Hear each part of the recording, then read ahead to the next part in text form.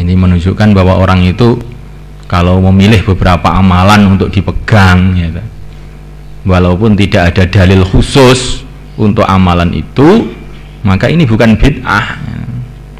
Pokoknya kita ambil keputusan tiap habis asar ngaji mamanya, karena banyak fadilah-fadilahnya thalabul ilm di dalam Quran, dalam hadis. Maka saya ambil tertib tiap habis ngasar ngaji, maka ini boleh, bagus. Tidak boleh dikatakan ini bid'ah ini, karena dulu zaman Nabi tidak ada habis ngasar ngaji itu. Maka jawabannya juga pada zaman Nabi tidak dilarang habis ngasar ngaji. Kenapa kamu larang? Ya. Ya. Tetapi Nabi itu menyuruh orang cari ilmu secara umum. Pokoknya kamu cari ilmu, wajib cari ilmu itu. Bila ada orang ini kemudian menentukan waktu-waktu untuk mencari ilmu, itu bukan bid'ah, itu bahkan itu menjalankan perintah tadi dengan dibikin tertib supaya bisa istiqomah.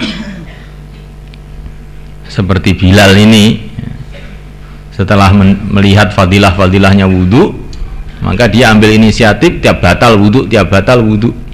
Padahal Nabi sendiri tidak buat begitu. Ketika Nabi baru qada'ul hajah, dalam satu riwayat Nabi qada'ul hajah 1-2, maka seorang sahabat membawa air menawarkan untuk Nabi wudhu, tapi Nabi menolak. Saya tidak akan sholat kok, maka saya tidak wudhu, kata Nabi.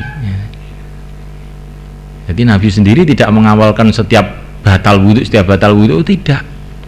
Tapi Nabi tidak mengamalkan ini bukan berarti melarang, tapi Nabi tidak mengamalkan ini karena untuk memudahkan kepada umatnya.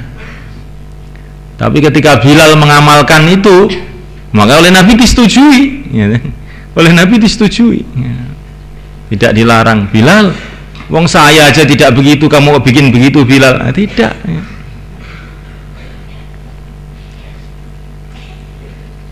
Jadi satu amalan kebaikan yang masuk di dalam perintah-perintah umum dari Nabi, kalau orang itu mengambilnya kemudian diistiqomahkan, itu boleh saja, gitu.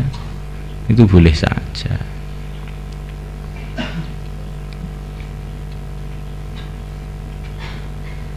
Orang punya amalan malam Jumat saya tak baca apa itu selawat 1000 kali, ya boleh-boleh saja.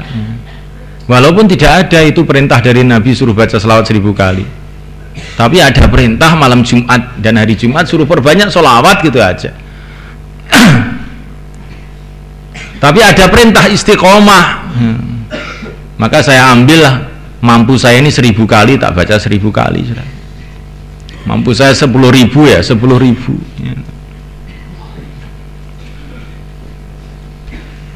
Dalam Quran, dalam hadis ada fadilah-fadilah istighfar. Maka Sayyidina Abu Hurairah mengambil tertib, saya tak istighfar 12.000 kali tiap hari. Ini bukan bikin aturan sendiri, ini justru termasuk mengamalkan perintah Nabi tapi dengan mengambil satu tertib supaya bisa istiqomah.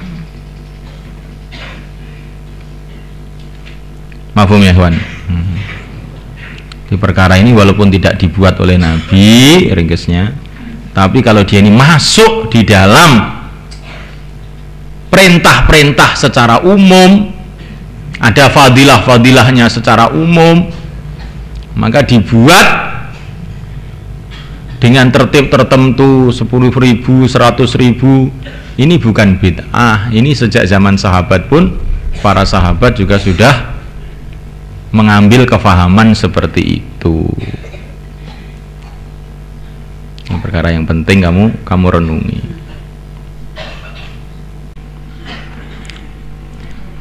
Nabi Hurairah radhiyallahu ta'ala anhu qala Rasulullah sallallahu alaihi wasallam laula anasyuqa, seumpama bukan karena khawatir memberatkan, aku memberatkan, seumpama bukan karena khawatir aku memberatkan, ala ummati, atas umatku, la amartuhum, tentu aku akan menyuruh mereka, inda kulli sholatin, di setiap sholat, biwuduin, dengan wudu, walaupun belum batal maksudnya, wa ma'akulli wuduin, dan bersama setiap wudu, bisiwakin, aku perintahkan dengan siwak. Rawi Ahmad bi isnadin hasan. Jadi disunahkan setiap sholat itu wudu.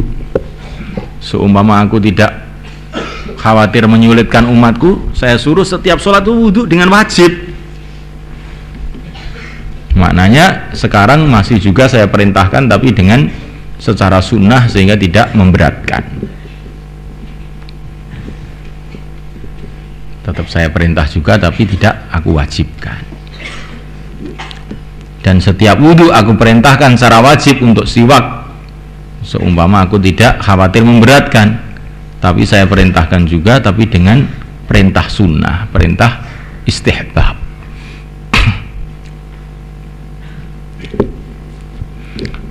Wa kharaja Abu Dawud wa Tirmidzi wa Ibnu Majah bi asanidihi an Ibnu Umar radhiyallahu ta'ala anhu qala kana Rasulullah sallallahu alaihi wasallam yaqulu, beliau bersabda, man tawaddo'a, barang siapa wudu, ala tuhrin, dalam keadaan suci, dia masih suci tapi wudu lagi gitu. Man tawaddo'a, barang siapa wudu, ala tuhrin, atas suci, dia masih suci tapi wudu lagi, kutiba, maka ditulis lahu baginya asyru hasanatin, 10 kebaikan. Nabilah ibn Buraidah Nabi radhiyallahu ta'ala qala, asbaha, pagi-pagi, Rasulullah sallallahu alaihi wasallam yauman, pada suatu hari, fada'a, maka beliau memanggil Bilalan, Bilal, ya, faqala, maka beliau mengatakan, ya Bilal, bima, kenangan dengan sebab apa, sabaktani, engkau mendahului aku, ilal jannati, ke surga. Jadi Rasulullah itu masuk ke surga, ternyata Bilal sudah di situ, maksudnya begitu. Bagaimana kamu kok bisa mendahului saya ke surga? Tapi ini bukan berarti Bilal ini lebih mulia dari Nabi, tidak seperti itu. Jadi ini satu kemuliaan yang Allah berikan kepada Bilal, yaitu mendahului Nabi ke surga untuk istiqbal. Sebagaimana dulu di dunia juga begitu. Bilal itu kalau ke masjid mesti mendahului Nabi karena beliau ini muadzin. Nah, tapi bukan berarti muadzin itu lebih tinggi dari imam, tidak.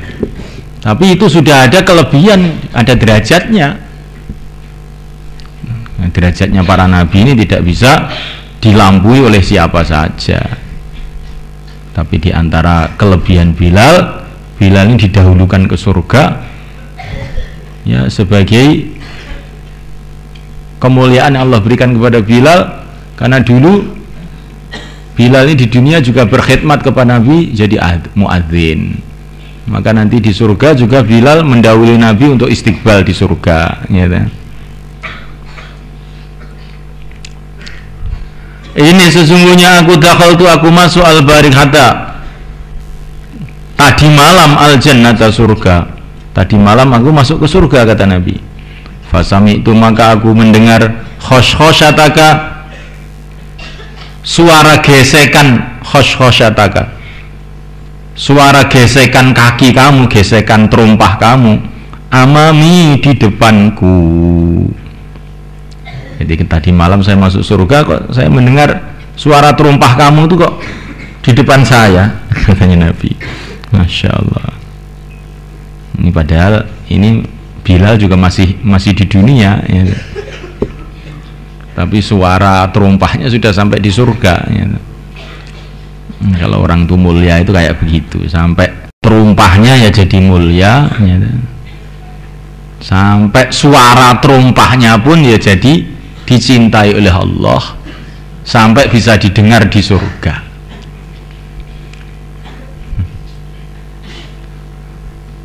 Naudzubillah kalau orang itu sudah dibenci oleh Allah ya, suaranya pun ya mendatangkan murka Allah ya, serandalnya pun jadi musibah ya. Orang sudah banyak dosa kayak begitu. Faqala, maka berkata Bilalun, Bilal, ya Rasulullah, ma'adzantu, aku tidak azan, iqattu sama sekali, illa sholaitu, kecuali aku sholat rakaat ini 2 rakaat. Wa ma'asobani, dan tidak mengenai aku hadasun, satu hadas, qattu sama sekali, illa tawaddu'tu, kecuali aku wudu indah, di samping hadas. Faqala Rasulullah SAW, bihadza, sebab ini, rawahu Ibnu Khuzaimah. Ini pelajaran banyak ini. Jadi di antara amalan Bilal yang membuat sampai terumpahnya pun terdengar di surga, setiap adzan sholat 2 rakaat, setiap hadas wudu. Jadi dia senantiasa wudu. Ya, khusus untuk kamu muadzin ini ya, setiap adzan wudu, setiap adzan sholat.